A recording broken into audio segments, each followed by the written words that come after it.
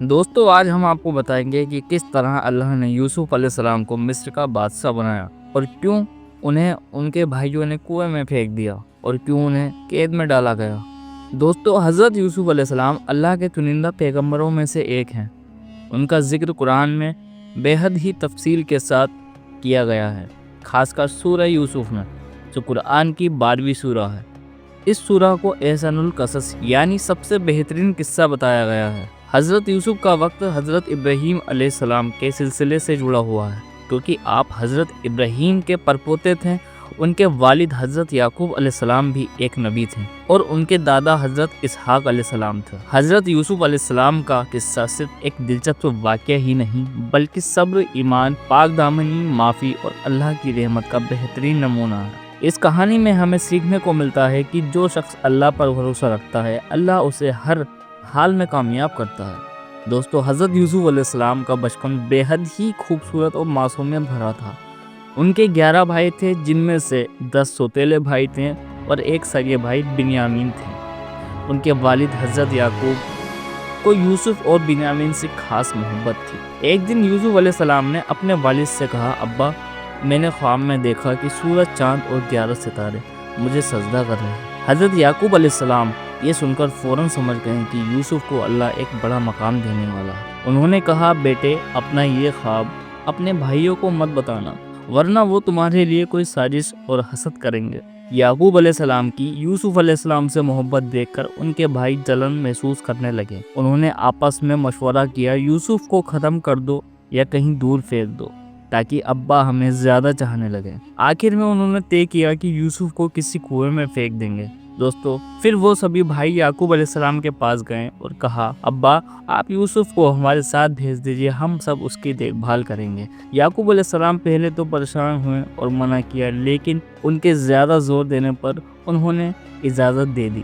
جب یوسف اپنے بھائیوں کے ساتھ گئے تو ان کے بھائی انہیں سنسان جگہ پر لے گئے اور ان کا کرتا اتار دیا اور انہیں ایک گہرے کنویں میں پھینک دیا۔ پھر وہ سب بھائی گھر لوٹ کر روتے ہوئے کہنے لگے، ابا یوسف کو بھیڑیا کھا گیا۔ یوسف علیہ السلام کے بھائیوں نے ثبوت کے طور پر یوسف علیہ السلام کے کرتے پر جھوٹا خون بھی لگا دیا، مگر حضرت یعقوب علیہ السلام نے ان کی بات نہیں مانی۔ حضرت یعقوب اپنے بیٹوں کے فریب اور مکر کو سمجھ گئے اور فرمایا، بڑا ہی چلاک بھیڑیا رہا ہوگا جس نے یوسف کو مار دیا اور اس کا کرتا بھی نہیں پھٹا۔ یہ کہہ کر وہ رونے لگے۔ بیٹے کے غم میں وہ اتنا روئے کہ ان کی آنکھوں کی بینائی چلی گئی۔ دوستو کئی دنوں تک یوسف علیہ السلام کنویں میں رہے۔ جب ایک قافلہ وہاں سے گزرا اور جب پانی کے لیے کنویں میں ڈول ڈالی تو اس ڈول کے سہارے سے یوسف علیہ السلام کنویں سے باہر آ گئے۔ قافلے والے آپ کو مصر لے گئے اور ایک غلام کی طرح وہاں بازار میں بیچ دیا۔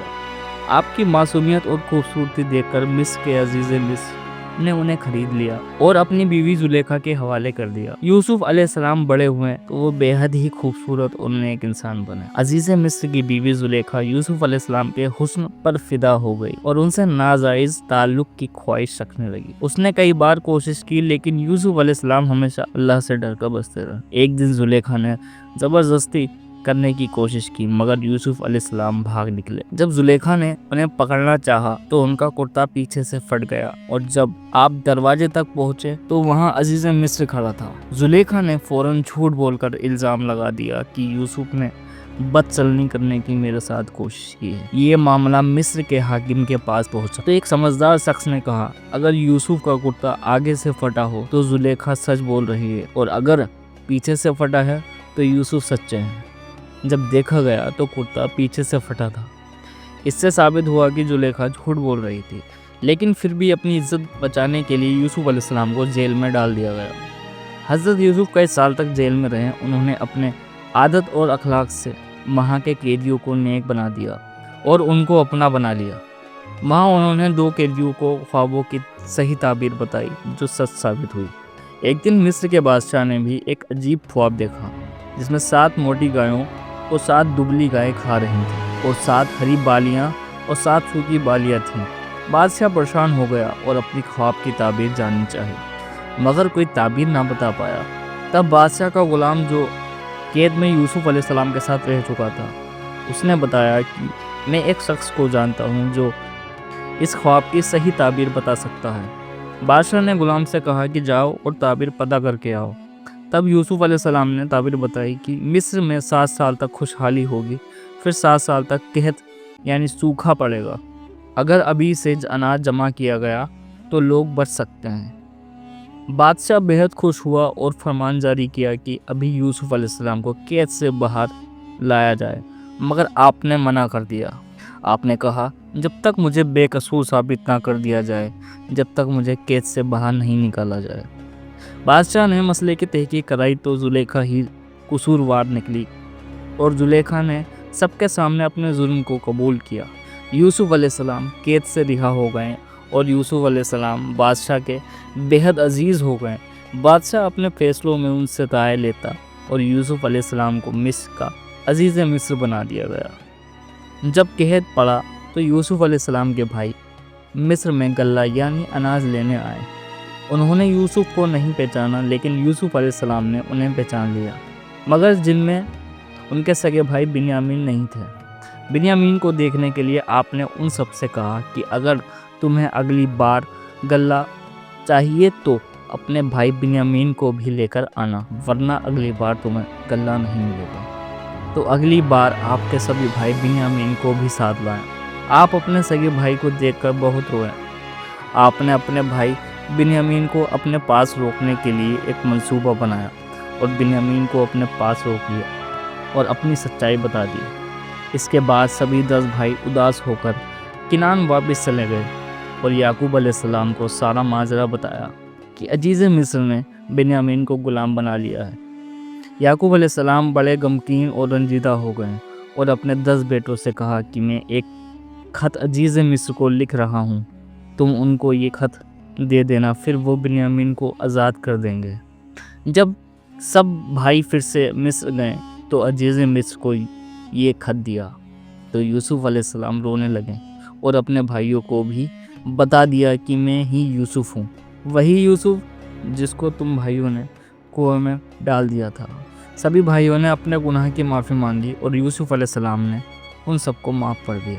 آپ نے اپنے بھائیوں سے کہا کہ ابا کو بتا دو کہ ان کا یوسف مرا نہیں، اور میرا کرتا ابا کی آنکھوں سے لگا دینا، ان کی بینائی واپس آ جائے گی۔ جب سبھی بھائیوں نے یعقوب علیہ السلام کو یوسف علیہ السلام کے بارے میں بتایا تو آپ خوشی سے رونے لگے، اور جب یوسف علیہ السلام کا کرتا اپنی آنکھوں سے لگایا اور آپ کی آنکھوں کی بینائی بھی واپس آ گئی، اور اس کے بعد یعقوب علیہ السلام کا پورا خاندان مصر کی جانب روانہ ہو گیا۔ اور یعقوب علیہ السلام کو طویل عرصے کے بعد یوسف علیہ السلام کو دیکھنے کا موقع ملا۔